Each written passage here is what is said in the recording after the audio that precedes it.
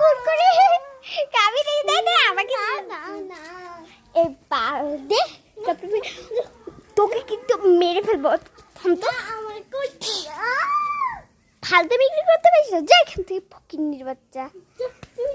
তুই আমার গায়ে হাত দিলি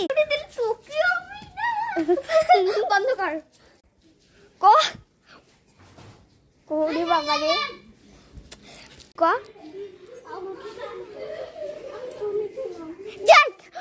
এটা এটা এটা কত কি ঠিক হলো যদি এখন পুলিশের হতে পড়ে